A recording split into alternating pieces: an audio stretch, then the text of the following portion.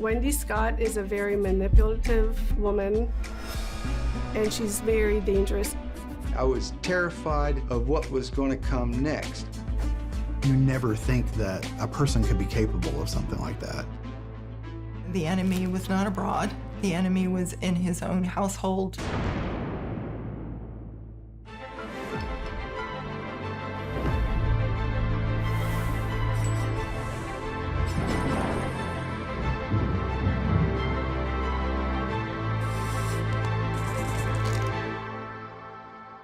Sean Scott grows up as a devout Southern Baptist in the small town in Georgia where his parents meet in 1973. As he nears his junior year, Sean starts thinking about his future. He has huge aspirations for college, but his mom is an artist and his stepdad is retired from the Navy. So I started looking for all the schools that had cheap tuition. And then I landed on the United States Military Academy at West Point. So I spent a lot of time from 10th grade on in the guidance counselor's office.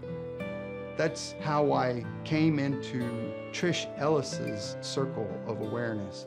Trish Ellis, a bookkeeper at the school inside the guidance department, is the mother of Wendi Ellis. Wendi was very outgoing and friendly, smiling all the time. She was a cheerleader. Trish stops me one day and says, "Hey, Sean, Wendi is struggling in algebra. Do you mind tutoring her? And we'll be happy to pay you." I'm like, "I'll do that for free. I'll pay you to do that." She would bat her eyes at me, which really excited me. I really enjoyed the interaction with Wendi. Sean and Wendi grow closer, but once he's at West Point for his freshman year, Sean's schedule is regimented from sunup to sundown. We were busy. Every time we went to the payphones for the privilege of a very brief phone call, my number one priority was to call Wendi. My second priority was to call my parents. At his graduation from West Point, Sean is able to celebrate with Wendi and family.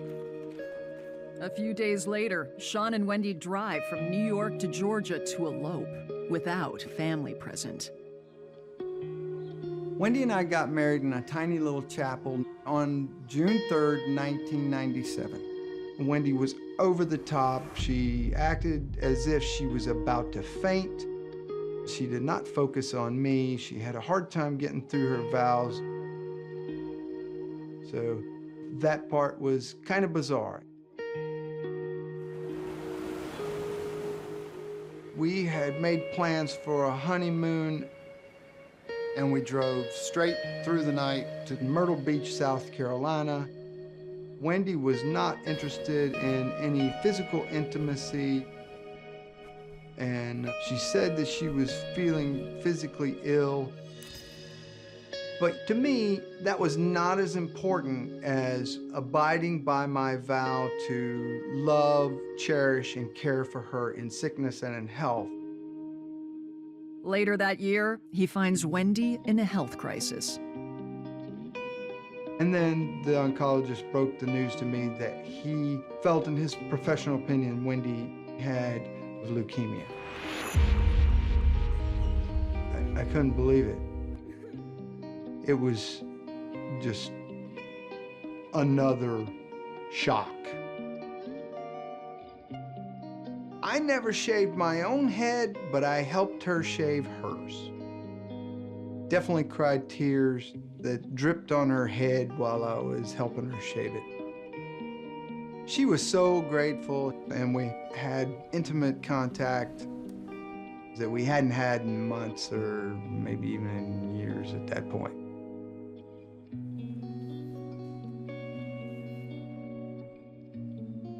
Wendi tells Sean that she wants to do the treatments on her own so as not to distract him from his work.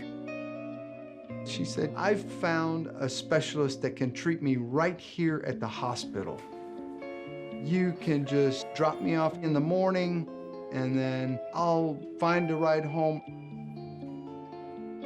Wendi starts her treatment, and Sean believes that all is going well, until one day, he is summoned to a meeting with some other Army spouses at Fort Benning. And Wendi was sitting there, and she looked up at me, had a very nervous look on her face, and was very fidgety. One of the spouses said, "We have discovered that Wendi does not really have cancer. She's been lying to us, and we've all been deeply hurt by this." I couldn't say anything. I was filled with rage. I learned that one of the church community saw her at the hospital. She just walked around like a normal person, and she wasn't behaving like she would behave at church, where she would present as if she was deathly ill.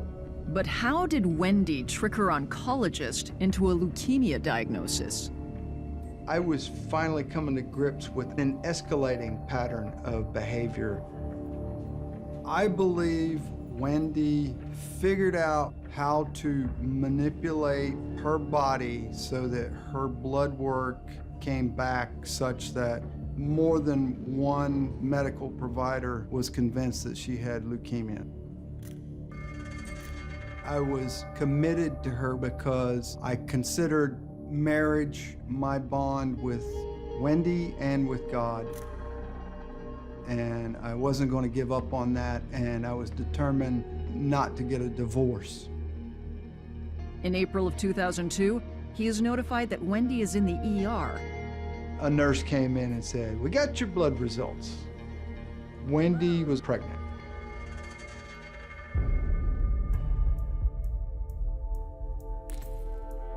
On December 13th, 2002, Sean and Wendi's daughter is born with hydrocephalus, a condition that will require multiple surgeries.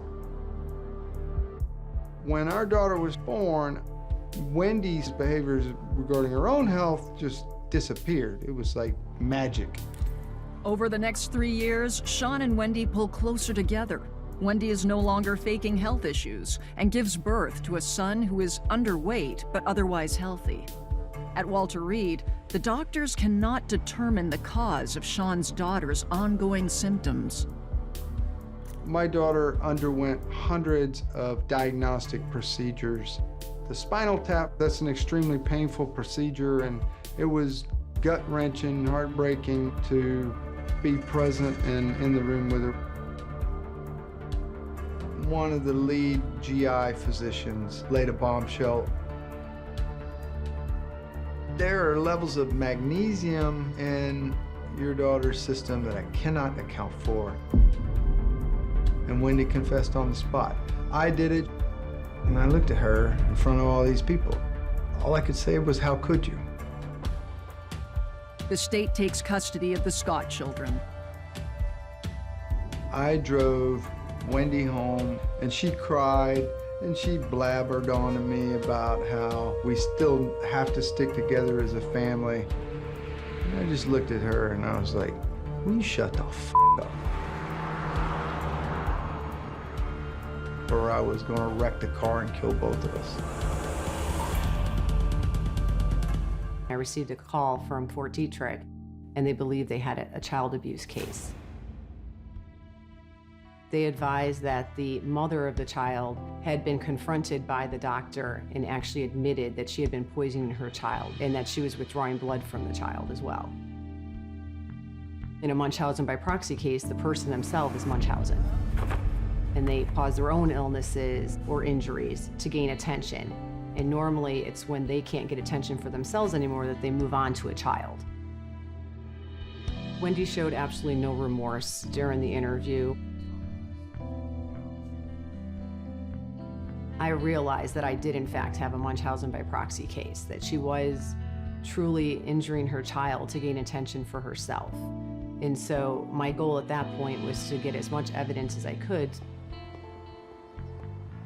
I was able to get consent from Wendi to search the house. I spoke to the team leader of our evidence response team that went directly to the kitchen trash can. And sure enough, on the top of the trash can was a large bottle of milk and magnesia. And I saw a red hazmat box, the type you find in a doctor's office where you put expended syringes in. And inside were 5 syringes with blood in them. Sean must now prove he is a fit parent to regain custody of his children. The evidence, timing, and Sean's record of conduct eventually exonerate him from suspicion. After convincing a judge that I was a fit parent, I got legal custody of my children. The case goes from FBI jurisdiction during the investigation to Maryland state prosecutors. This woman was causing her child a near-death medical condition.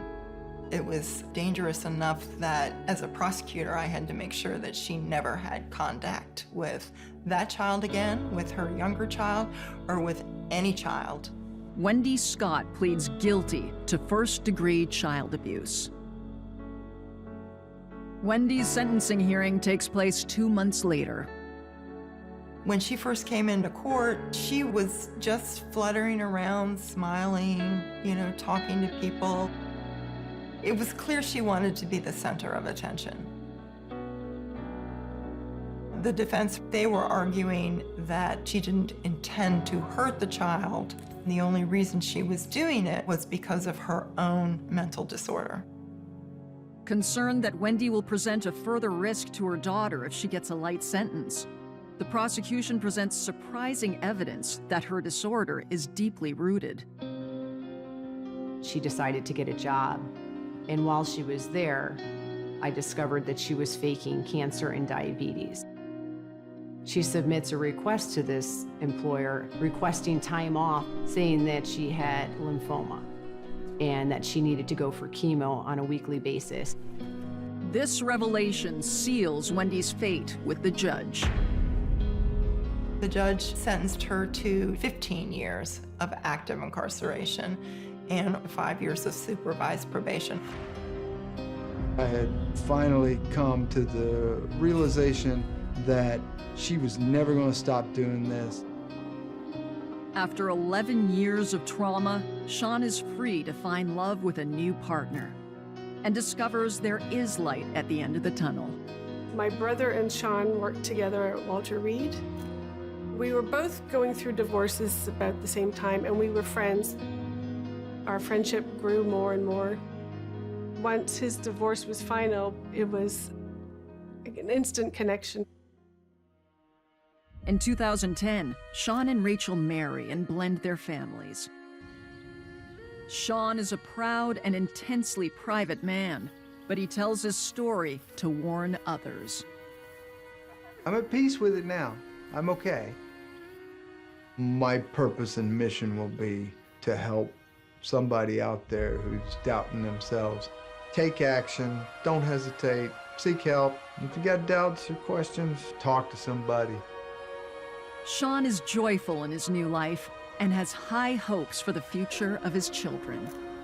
They're strong, resilient children. I'm very proud of them. They're going to go on to do great things in their own right out there.